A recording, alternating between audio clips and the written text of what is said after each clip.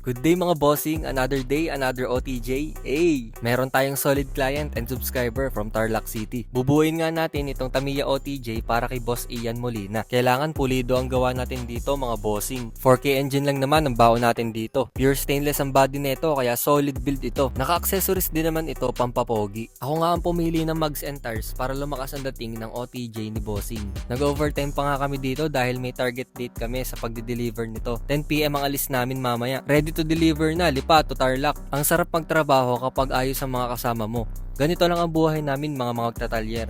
Sama-sama sa hirap at sama-sama din sa ginhawa. Wala kaming naging problema sa biyahe namin.